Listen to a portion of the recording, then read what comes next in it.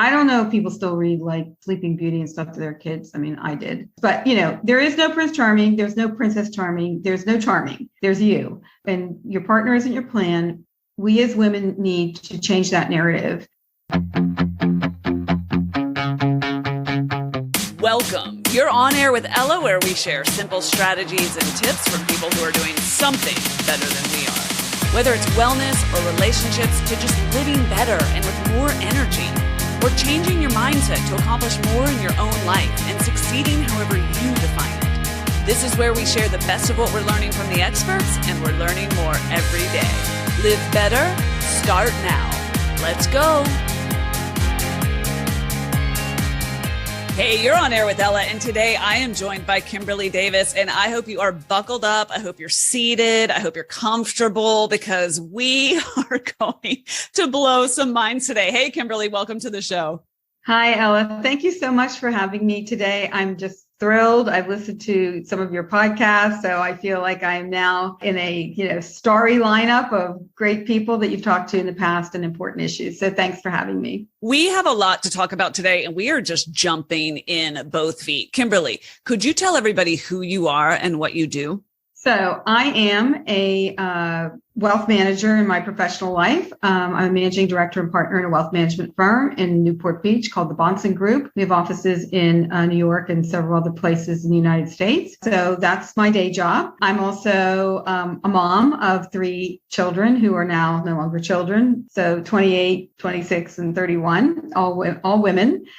So they're my ready-made audience for the Fiscal Feminist. I am an ex-wife, and now I'm another wife again. I've been a professional stay-at-home mom. I've done pretty much everything you could do because I'm old, so I have had a long timeline to do a whole bunch of stuff.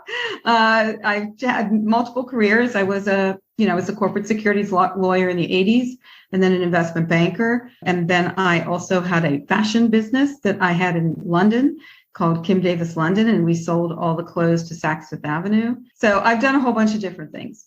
Well, first of all, you are not old. You are tenured, madam. I am tenured, hopefully for a long time. So I'm just getting started, girl.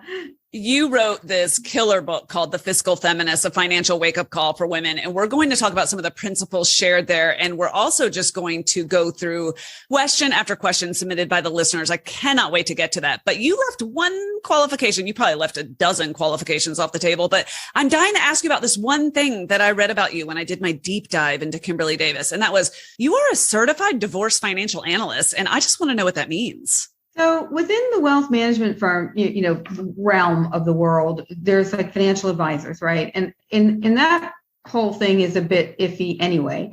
You can work at an insurance company, you can work at a portfolio management and still use that term, even though you may not be a financial planner or you don't really understand portfolio management and you're kind of assigning it out to other people to do. But the thing is, most financial advisors and often even family lawyers are not adept at the economic aspects of the financial and economic aspects of division of assets in a divorce. So it really is a deep dive educational program. You've got to take a year's worth of courses, pass a whole load of tests, and all of these things help you get kind of a more bird's eye view, a more granular approach to how you split up assets. Because if it's not done right, it can have some very long-term consequences to the person that it doesn't do right by, which is often a woman. And it can really affect your retirement, and it can really affect so many aspects of your life. So it's just a specialty about divorce finance, and it helps also with forensic accounting and things of that nature. Well, I have a sense, I'm just intuiting, that part of your life experience led you into that additional focus in your very varied career. And the reason I say that is because you're very open about the fact that you were married for more than 20 years. You're living in England and with your husband and your 3 kids. And then suddenly you're divorced. You're moving with your kids to California. And I believe they were in university at the time. You're paying tuitions. Yeah. So 1 was in university. 2 were in high school. And originally the idea was that they would go to public high school, but they had been going to private school in the United Kingdom. In the end, they ended up going to private school. So they already had been so disrupted. They wanted to move to the United States. So it was all very discussed, but it's still disruptive. That was their reality. The bulk of their lives as they knew it was in England. My divorce, well, first of all, I wasn't even a wealth manager when I was going through my divorce, right? So I was still trying to get acclimated, and I hadn't worked in the United States for over 14 years. And I moved to England because my husband's career at the time, he was asked to go over there for 2 years. He had 2 passports, so he didn't need work papers. And in the end, he still lives there 30 years later, but we never came back. And that had a very detrimental effect on me. And all the things that I gave up, when we went through the divorce proceedings, I realized how uninformed I was, how I had no protections in place. Someone with my background, you'd think would know better, right? Securities lawyer, investment banker, business person. No, I'm still a mom, still busy, still worrying about everybody else. So I was really on the back foot. And then when I got into wealth management about 10 years ago, luckily, because it was the perfect confluence of all the things that I'd done in my past, so it could use all those skills, I realized through even my wealth management practice that a lot of women, whether they're widows or they live on their own or they're single by choice or they're divorced, they experienced a lot of the things that I did. And there were similar scenarios. And what I really wanted to do was reach out to women of all economic strata, because those are the women that are going to really be affected by things in a deep, deep way. They don't have all those assets to kind of make mistakes and ride the tide with. So I want people I don't care if they're in Gen Z, I don't care if they're millennials, I don't care if they're ancient and older than me, whatever it is, it's never too late to get your shit together and financially and understand, empower yourself that way.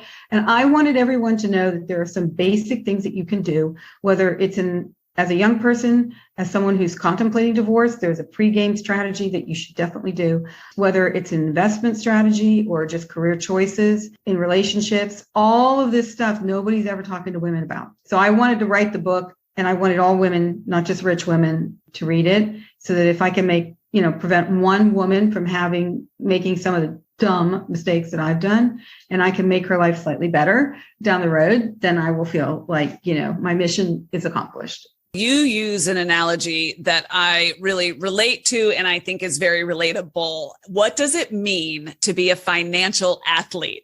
Oh, yeah, I love that term. I have been working out my whole life, right? And the older I get, the more I'm also working out, trying to stay fit, stay strong heart, good recovery, lose weight, the whole 9 yards. But one of the things that I know about all of that stuff is that it doesn't happen overnight. And it's not easy. You have to work at it. It's a building block kind of situation. Financial health is very much like that. And that's the thing, is people want everything to, they either want to get rich quick, or they don't want to put in the hard work to learn the things that they need, for the tools that they need to have to be really financially adept and empowered. They're not hard. They just take a little bit of personal time and sometimes grit and sometimes facing realities that we don't want to. So if I get on the scale and I weigh more than I want, or my recovery time when I'm running is not very good, it means I have to work harder at it and do some special training and learn what those tools are. The same thing for financial athletes.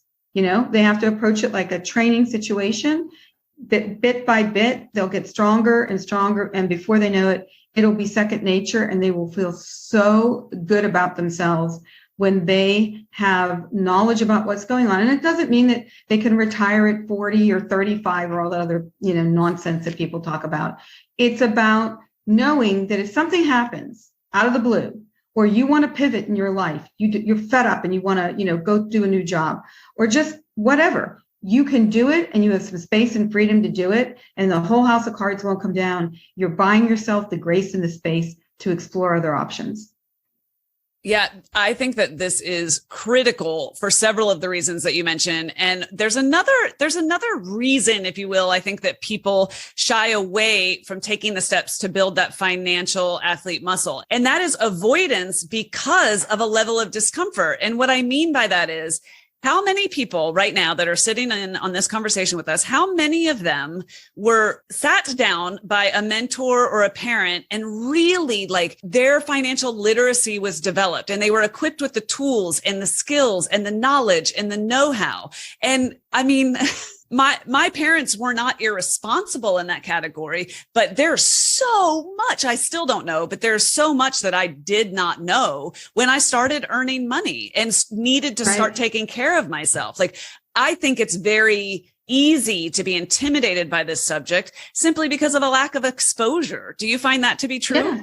Well, yeah. I mean, I think the historical narrative for women has been that they have not had the same conversations that we would have maybe with our sons. And I'm not, it is a kind of a female exclusive problem in the sense that, historically, women didn't own property until, really the late 1800s. I graduated from high school in 1976, at which time women could not get credit cards on their own without the signatory of a male, whether it was a brother or their husband or God knows who else. And that wasn't that long ago. Okay. I mean, and we still are seeing, certain anachronistic values that have been inculcated in our heads.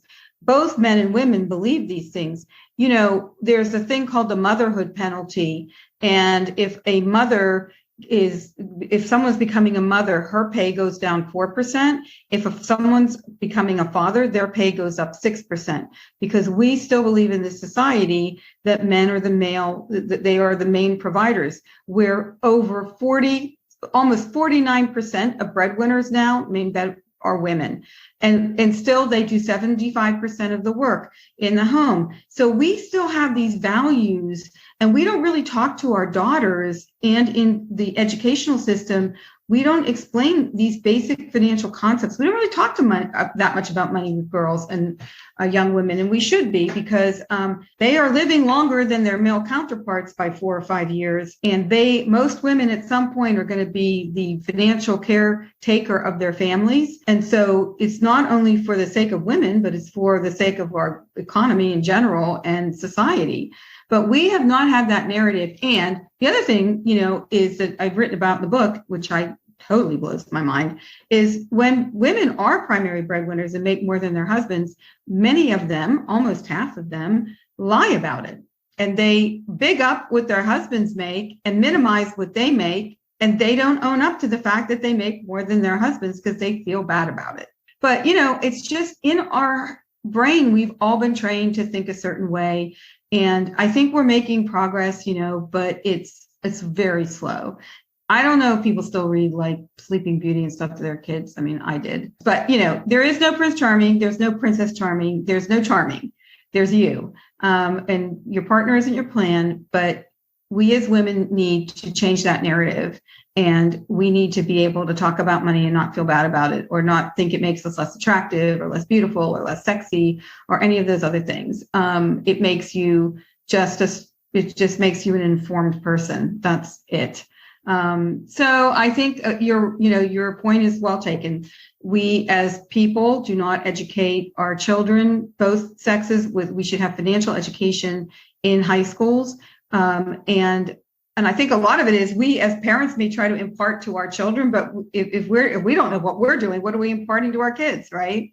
Yes, to close the loop on the financial athlete analogy, to me, I have some unpopular opinions, and that is that I believe that each of us should try to achieve a state of health and fitness that is right for us to fully enjoy our own power and this gift that we have in our physicality. So whatever level that looks like for you, and it's different for everybody, I believe we should all make an effort to care for our physical selves, because I believe we can create more value in the world. And frankly, we should for our own sake. So that's one controversial opinion I have, and that relates to my same philosophy with money. I firmly believe that every person should try to earn or be autonomous in some way, or at the very least, and be recognized for the labor that they are the unpaid labor that they are contributing. But instead, we do, and we many women listening don't get that recognition, or it isn't valued, or they don't even value it themselves. So I'm not saying everybody should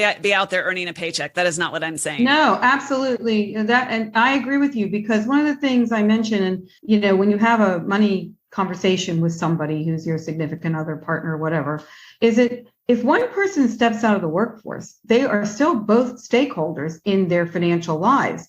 So just because one person, that's the deal they're making. They have a contract, right? And we can dip into this a little bit more when we talk about prenups, but basically this is something that I didn't do. And I am just so mad at myself. I could rewind, go back in time, but I never felt like I was a stakeholder, because even though we at the beginning were completely equal, we were both lawyers, we were both investment bankers, in fact, at one point I made more money than him. But, then when I stepped back, I started to feel like I wasn't a stakeholder. It was his money and he was kind of sharing it with the family. And that's just not correct. And that was up to me to say in a conversation, hey, I'm doing all this invisible labor. If you took a commensurate, say, what a nanny would cost, what a cook would cost, what a cleaner would cost, right? That is what I am doing. And maybe if we have additional help, it doesn't matter. I'm still doing a lot of the stuff, right? So I'm just saying that is, everybody has to acknowledge that they are equal stakeholders. They're just doing different things. I don't care if it's a stay-at-home dad or a stay-at-home mom. You said it better than I could. What I want to encourage is not self-criticism, but self-empowerment, and say, I think it feels really good, even when you're working on an endeavor that can bring you in a few $100, your wine money that month. I think that exchange feels good. And I do encourage people to really explore that for themselves if they are not in, the business world, so to speak. But Kimberly, you're highlighting the greater point here. Those who are not out there earning, so to speak, are still stakeholders and should not opt out of that conversation. They should be 100% at that table. Yeah, they have a absolute equal vote. There's nobody can pull rank. But this is something that women, or whoever's the stay-at-home person, yes, I don't care who it is, that you need to establish that and have that conversation and not be afraid of it. And before you make the choice to do that, to stay at home. And I have a whole thing in the book about evaluating that decision and what you need to put in place before you do it, or think about at least. You should be thinking about those things, and you should also be having that conversation with the other person involved, so that before anybody stays home, they have an agreement, and hopefully that agreement is somehow memorialized in writing. So at the end of the day, what I think your book does really well is it's a manual. It's such a great entry level, useful book for people who are just getting started. Equally, if you have already been in the game for a while, there is so much richness here and a lot of resources. So I'm going to share the hell out of this book. I'm super excited about it. But what I want to get into with you now is listener questions. Hit me. Okay, so let's go. Here we go. My neighbor is an accountant, and he told me that he runs a credit card balance every month to build his credit. I thought this was a no-no, but he is an accountant, so maybe he knows something I don't. Kimberly? That is good advice, as long as you do it right. So if you have a credit card and you use it and you pay the balance off every single month, and you don't carry credit card debt and pay interest, then that is a very good way to build up your credit. And, credit is so important on so many levels. So one of the 5, in chapter 5, I talk about how to fundamentally get your personal finance in order. And one of those things is to think about your credit, because credit will affect every other aspect of your life. So, for example, my young daughter who's in law school, she is working in San Diego and living here this summer while she's doing that. She got an application. They sent her a pre-approved thing for, weirdly, a platinum card. And I said to her, well, I think it would be good for your credit if you applied, but you cannot use it like a crazy person. And actually, she is so frugal. Sometimes I wonder, because I'm frugal up to a point, but this girl is super frugal. I don't know where the DNA is not from me. Anyway, I said to her, if you pay it off every month, I've had my American Express card since 1983 when I started practicing law. And so that, it stays with me. So the only thing is that you have to be disciplined. If you get a credit card and you don't pay it off. And then one other point, which is kind of a non sequitur, but not really. I was using my debit card specifically for many years until about 3 or 4 years ago, because I like the idea of a cash flow kind of thing going down. And so I could see the actual cash flow and I wasn't having any debt running.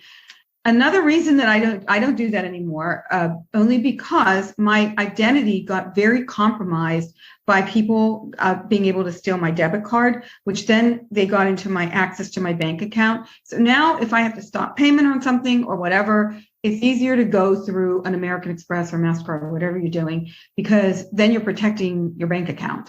So he is correct that he has to add on the end of it, get a credit card and pay it off every month.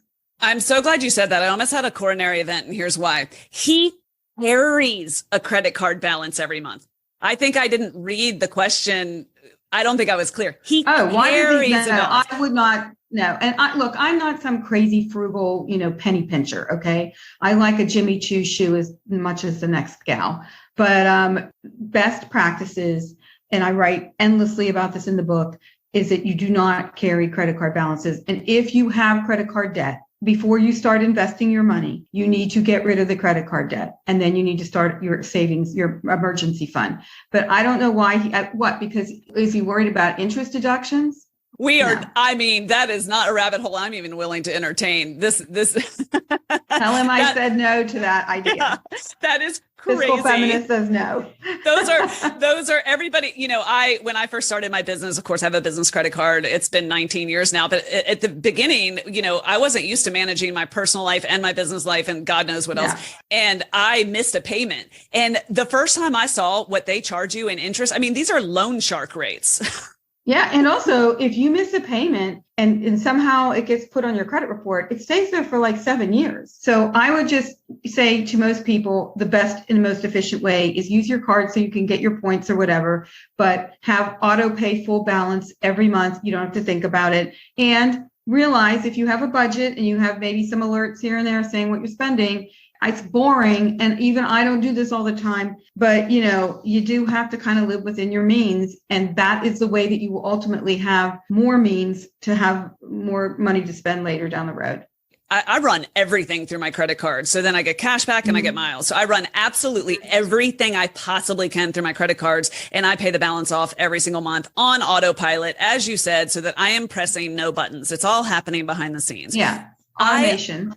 100%. I also will never use a debit card online. And when I found out that I have a bonus daughter and a son, and when I found out that I can't remember which one of them had used their debit card to buy a plane ticket, I was like, you are setting yourself up for complete fraud, exposure, cybersecurity nightmare. 100%. Yeah. I mean, mine was really bad, and to the point where my phone number got ported. So like I literally came out of the doctor's office and my phone stopped working. And I was like, well, I paid my bill. What's going on? When I called Verizon, they're like, we've never heard of you. I'm like, I've had an account with you for 10 years. Someone actually took over my phone number, ported it to T-Mobile, became me. All of the two-factor identification was now going to them. And they started taking all the money they could out of my bank account. Yeah. Cybersecurity nightmare. Don't do it. Yeah. Don't do it. Don't use your debit cards online, folks, if you take nothing else away from this. Okay. Let's go to the next question.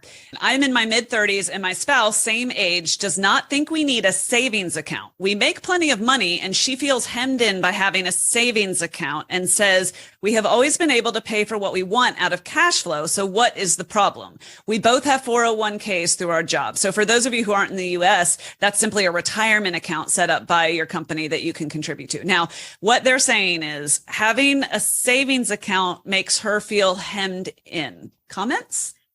So they're married, correct? Newly married. Okay. So the first thing is they should have a prenup. And it sounds like they don't. So that was numero uno mistake. I would like to explain that later or now. The way I think it should go, so a lot of divorce lawyers will say, and I am going to answer the question about the savings account, but I'm going to get there in a roundabout way. A lot of divorce lawyers today say, or some of them, and one who I recently had an interaction with, is that, you don't need to have a prenup unless you have assets. And it's like, no, duh, that's the stupidest thing I've ever heard. What am I, static? I'm not going to earn money from the time I'm 25 until the time I get divorced 40 years later or 10 years later or 2 years later. That's not true. Everybody should have a prenup. So, example, and this is how I'm going to get into this question. My daughter's getting married. My trust says the following, and this goes into estate planning, which I also address in the book, but just roll with me on this. If I pop my clogs today and I'm done, then 3 separate property trusts arise in my will. And then each daughter has a separate property trust that their inheritance will go into. If they are married or going to get married, or live with somebody, if they don't have a prenup, a postnup, or a cohabitation agreement, they don't get my money. It's as simple as that. So that's the kicker. I have a confession. I don't have the perfect diet. I don't have a personal chef. I do not eat perfectly whole foods, organic foods day in and day out. What I do, however, is look for the most nutrient density that I can find in a day. However, what I do to support that and to support my nutrient density every single day is I add Organifi to my diet. That means that in the morning, I will have an Organifi green juice. In the afternoon, I have an Organifi red juice. And in the evenings, Organifi gold. When I'm training for triathlon, I actually mix the green and red juices together so that I can get the energy and the greens that I need. Organifi is now a sponsor of the show, and they are giving us 15% off, not just your first order, but 15% off with every order when you use the code ELLA. You know, I only work with advertisers that I personally use. In fact, 9 times out of 10, I'm the one reaching out to them. That's what happened here. And Organifi is sponsoring the Live Better Start Now retreat in Miami. Every single participant will get to try their product. I'm excited about that because I want you to have what I'm having. The morning reset, the green juice has 11 powerful ingredients, including ashwagandha, adaptogens, greens, you name it, for vitality. The red juice is filled with some of the things that Dr. Kara is mentioning in this episode, like beets and antioxidant-rich berries, more adaptogens, including cordyceps and rhodiola to provide natural and sustained energy. And then in the evening, that gold powder that I mentioned that I mix with plant milk, that is for relaxation, reduced inflammation, and it's just a really nice, warm drink to end the day with. These ingredients, these natural supplements, these pure ingredients are helping me, and I want them to help you. So if you're looking to add huge nutrient density to your day, but making it really easy, then jump on Organifi, look for their sunrise to sunset package. That's what I have on auto subscribe, but don't forget to use the code ELLA. I'll put all the links in the show notes and you can save 15%. Thanks, Organifi.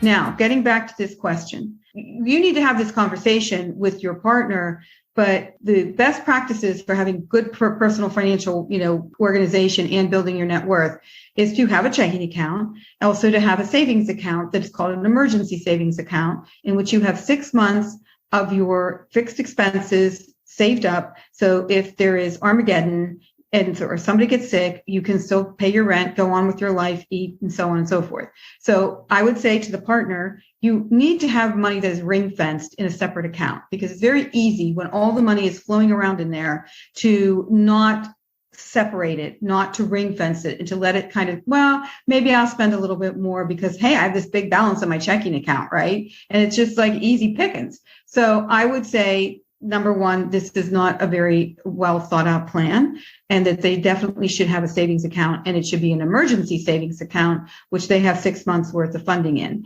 I also think they should be maxing out on their 401k. So if they are contributing, like they said, they should be maxing out. Then the other thing is if you want to establish other accounts for like particular things, but for someone who's married like this young couple, and what my daughter and I have been discussing, and I think is this is going to go down, is that my daughter is a professional. She's a lawyer. Her husband is a professional, and they are going to have they are not going to commingle all their money the way it sounds like this is happening in this relationship. They're going to have their separate accounts, their separate checking accounts. They're going to have their pay deposited into the separate checking account. Then they're going to create a joint account, and they will decide how much goes into that joint account for their expenses and travel or whatever. So that's their commingled checking account. And then they'll also have a commingled savings account. But then they're making intentional decisions about how they're commingling their money, because once you start to commingle, you can't uncommingle. Okay, that's what's going to happen down the line. So part of why I would say a prenup is important, and there are certain things that you cannot address in a postnup, like alimony. So if you want to do that, you must do it in a prenup. But I think why a prenup is important is or a cohabitation agreement, if you're just going to live with someone forever, is it initiates the conversation about exactly these issues, which could grow into issues that can destroy your relationship, because you start getting annoyed at each other about how the other person's handling the money. And it also allows you to have some separate money and to have some intentional commingled money. And that, to me, makes the most amount of sense. Just getting married and saying, let's just have a joint checking account. And I know there are some financial people, influencers out there, who says that once you get married, you should commingle everything. I say, don't commingle everything. It doesn't make sense. Be intentional. And so right now, they have everything rolled into one cabal, and one person has to, if they're going to open a checking account, they both have to sign the papers for that. So they're not on the same page. And over time, as they have financial goals, this will become a problem. So the next question was, should I get a prenup if I don't have a lot of money or assets? And I think we've taken that one on, but I want to add something to that conversation. For those of you who hear that and think, I'm making diddly squat a year, I don't have any assets. You've already answered that one, Kimberly. You said you don't write a prenup for today. You write a prenup for tomorrow. Yeah, it's for tomorrow. But for those of you who hear that and think that is the least romantic thing I've ever heard, I want to share with you what I heard that changed my mind forever and ever. And that was, marriage is a contract. So I don't mean that as a metaphor. I don't mean that in the meta sense. I mean, marriage is a contract, and that contract, its terms are determined by the state that you live in, if you're in the US, or by your government, wherever you live. So marriage is a legal contract that is dictated by some governing body, and it isn't you. So a prenup is actually you taking control of the contract that already exists. And that changed my mind forever. It's true. And it's not unromantic. I mean, if you believe in your relationship and that you have, that connection with your partner and you are your authentic self, then you should be able to talk about this, because, I'll use my daughter because we're in the middle of all this right now with her. But if she steps out of the workforce, even part-time, she's not contributing to Social Security. She's not to the same extent. She may not be contributing to the 401k in the same extent. She's doing invisible labor. She's doing all these things. She's taking a hit on her career development. And so if these are not conceptualized in some way in a contract for someone whose career could really blossom over time, and they don't have anything, they're going to leave it to a judge to decide, or mediation with someone by that point who might not like you anymore and doesn't give a hoot about any of the stuff you did for the family or whatever, that is not the best time to be doing this. So I think it is if you really love each other, it is an expression of unconditional love that you can have this conversation and not be afraid of it, because really it's so important. And one other thing I want to say that you mentioned about different states that you live in, right? If you live in a community property state like I do here in California, the way that debt is approached is very different than in an equitable distribution state, for example, like New York. So if I have debt, even if in a prenup, I say, I'm not responsible for the other person's debt, that will not hold up under California law. So one of the reasons, and this kind of goes back to credit too, if you are married to somebody, or you are about to get married to somebody, or live with somebody, or commit undying love to them, check out the credit report, or look at your marital credit report, because it will tell you a lot. But when you are in a community property state, you cannot negate the existence of your partner's debt. It becomes attributed to you because the state believes that you benefited from it in some way. So say the person doesn't pay it off, even though the court says you are going to pay X debt and you partner Z, you're going to pay Y debt. Partner X doesn't pay his debt. The credit card company doesn't give a hoot at all about your divorce decree, that you will be responsible for that debt. So if you're married, always check your credit report, make sure you know what's going down. If you're about to get married, have a conversation with somebody about what their credit score is. Okay, here's a quickie. Which do I do first? Pay off student loan debt or start saving for retirement? Well, I mean, look, I'm a big believer in paying all debt off, but mainly credit card debt before you start saving for anything. But I also know that student loan debt is just a long commitment. So I think, you need to have some kind of ratio where you have to kind of do both. Depending on if you have a match at your 401k, then you're irresponsible by not taking up that free money and using that, kind of tax-free way of saving money, especially if you're young, because that is what's going to save your bacon when you're old, because it's going to have all those years of growth and exponential compounding. But I think you're going to have to you'd have to look at the total amount of the debt that you have outstanding, any other debt. So please don't incur other debt if you can avoid it.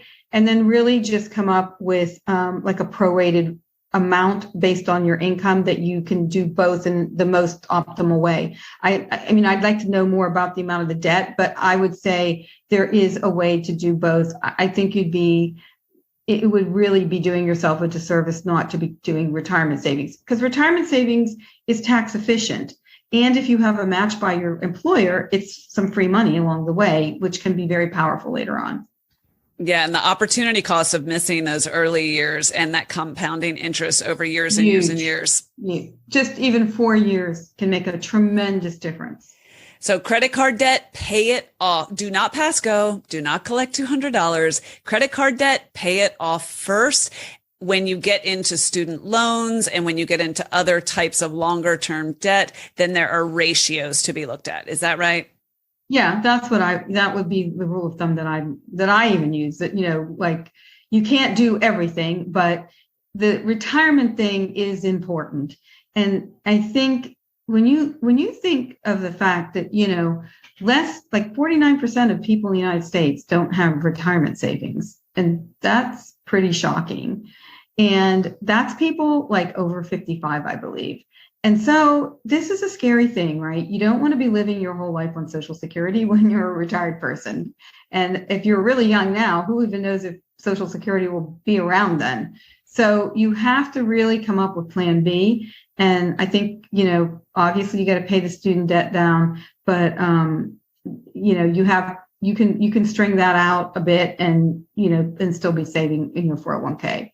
And an IRA. I mean, IRAs, you can only put $6,000 in a year, but it's better than nothing.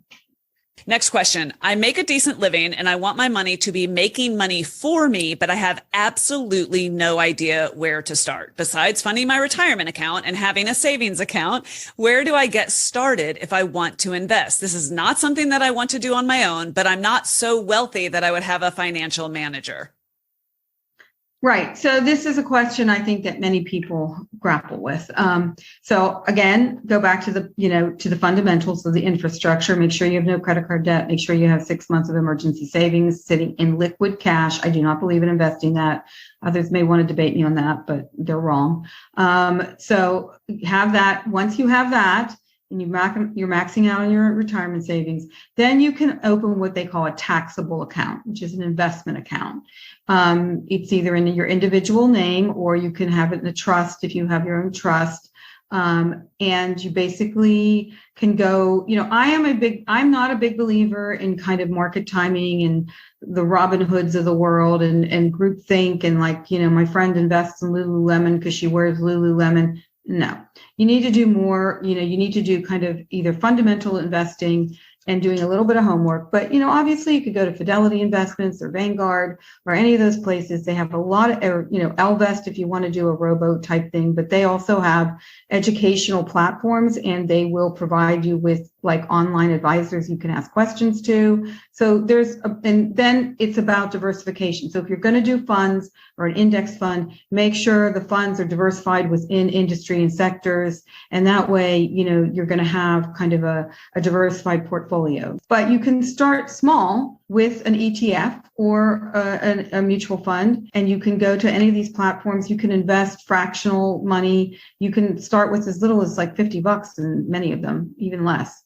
Yeah, I want to add a gentle edit to this listener's question because she says, I'm not so wealthy that I would have a financial manager. And I just want to offer, and you correct me if I'm wrong, Kimberly, but you absolutely do not have to be wealthy to seek financial management. No, you don't. And I mean, that's the other thing is that people think you have to be, $1 billion, client, or even if you like watch TV and, Fisher Investments will say if you have $500,000 in calls, but there are plenty of other advisors. Like you can go onto the Schwab platform and not have a lot of money and still have conversations with advisors that are provided for you.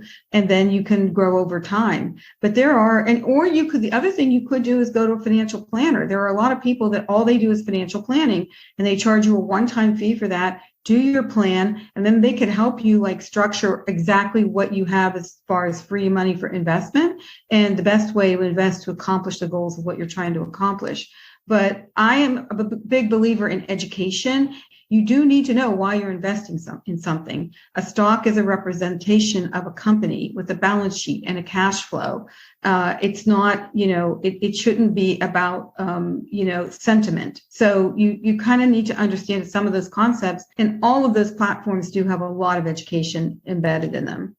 Yeah, I want to ask you about resources that you recommend, Kimberly, but I would like to add something again from experience, not authority here. And that is that asking people you know and trust for references or for referrals is how everyone I know found their financial manager. So there are starter resources, which are fantastic. And as you said, a number of resources online from very established companies. But I have to say, if you are in a position where you're now earning a living, you feel good about it, you have disposable income and you're saving, but you're missing out on having your money make money, please ask 3 people that you know, like, and trust who they use or who they recommend. And I did that and I made a bad decision. And then I made the best decision of my entire life and have been in fantastic hands for years now. And it changed my life. It changed the whole trajectory of my husband's and my planning in our future. That's how much of, and I assure you, we did not bring her $6 million. No, I mean, look, you can have, $50,000, $25,000. You just need to get started. You can have $500. And I would say if you want to start investing and it's over and above your emergency fund, there are many platforms that are established platforms that have, the ability to literally invest $50. And if you put it on an automated thing where you're putting, $100 a month into it or whatever, it will continue to grow and grow.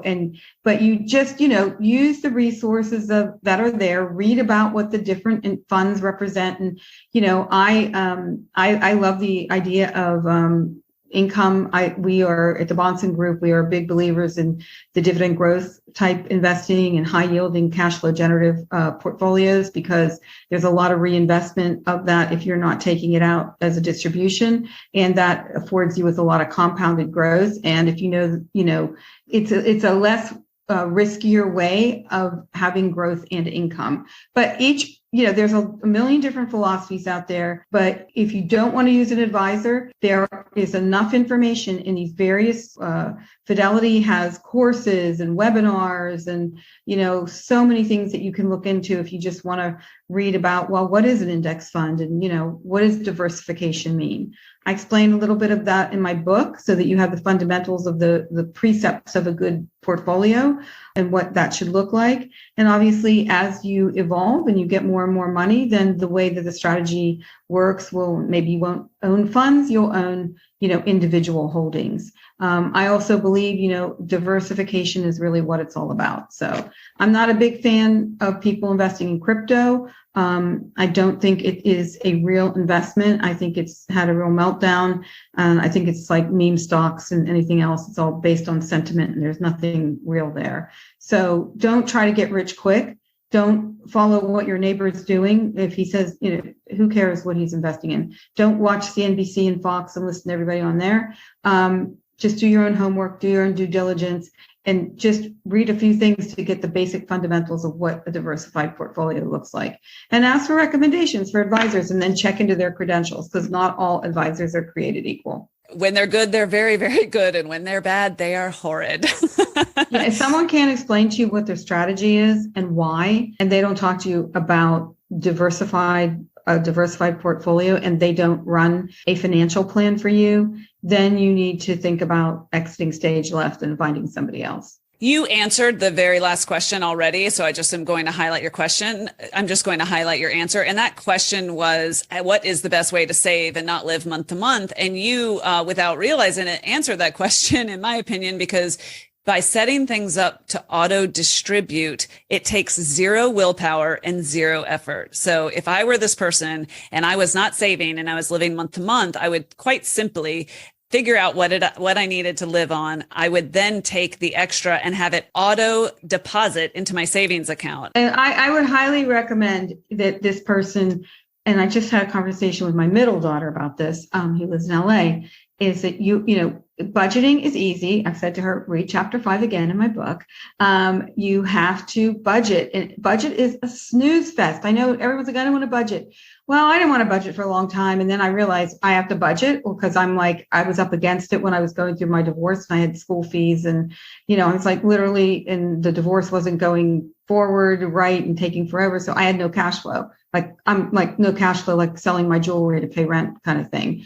All I can say is a budget will let you know the two things that anyone should ever care about is how much money do I have coming in and how much money is going out. And what the heck am I spending on the money going out? So if you don't want to do Mint, or you don't want to do the plethora of other amazing budgeting apps that are out there that are free, then just turn your computer on, go onto Excel, and just make a list of everything you spend, fixed costs, everything that you spend, all the money that you're making. And then you say, okay, I have to spend this amount to keep a roof over my head and to eat. And then here's this other money. What the heck am I doing with that? And if you're spending all of that and more, it means that you're using your credit cards to cover the deficit, and you need to cut that out. You need to pay down your debt with the extra money. You need to get a little discipline. And then at some point, you will then you can put spending alerts, like on some of these budgeting apps, that will say, you said this is how much you're going to spend for the month.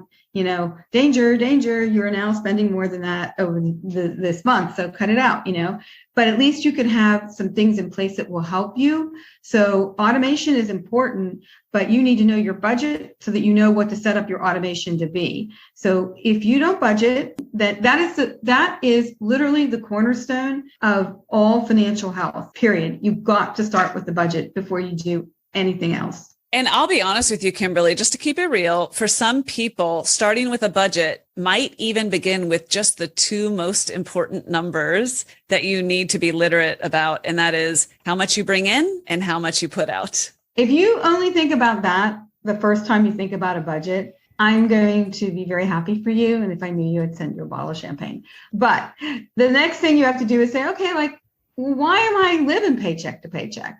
Because then you're curious, right?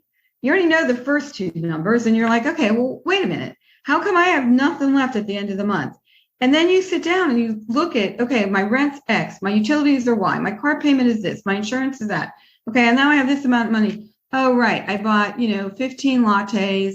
I bought a pair of shoes that I probably could have gotten cheaper. I went out to dinner 16 times in the last month. Those things we don't think about, right? If we're going back to the lady who doesn't want to have a savings account, when you have a cash flow in your checking account, you're like, oh yeah, we can do this, we can do that. But if you have a budget and you know exactly what's coming in and coming out, you'll be like, okay, maybe I can only go out 5 times a month for dinner. And maybe I can only buy, $150 pair of shoes instead of $400 pair of shoes. And maybe I don't have to buy all of my vegetables at Whole Foods. Maybe I can go somewhere else that's slightly cheaper. I don't know, but that's ways, a bridge too far, Kimberly. I know. We all love Whole Foods. It's like an addiction, but there are ways and means, but you just need to have the knowledge. And even if you do it in baby steps, it's just so empowering when you start to see your savings account grow and you're not at the end of the month thinking, can I fill my gas tank up? Or do I have to pay my phone bill? Who wants to do that every month? It's stressful. It's not good. Kimberly, I want to have you back on to talk about how relationships are affected by money and what we should be doing to have those healthy money conversations. So I'm inviting the listeners to send me your questions related to anything we've talked about today, or specifically around relationships and relationship dynamics when it comes to money. Kimberly, where do you like to be found? Where can people find you? You can find me at the Fiscal Feminist on Instagram. You can find me at fiscalfeminist.com. That is my website that has all the blogs, podcasts. Oh, and then you can also listen to my podcast on any of your podcast platforms, which is the Fiscal Feminist. Thank you, Kimberly. Thank you so much, Ella, for having me. Okay, that's a wrap. I hope you enjoyed today's show and got something out of it that you can use. If you did and you want to learn more, find me on Instagram at On Air with Ella, or get the show notes and all the links shared today at onairella.com. There's no with, it's just onairella.com. Thanks for listening. Thank you for sharing the show, and thanks for inspiring me. You are quite simply awesome.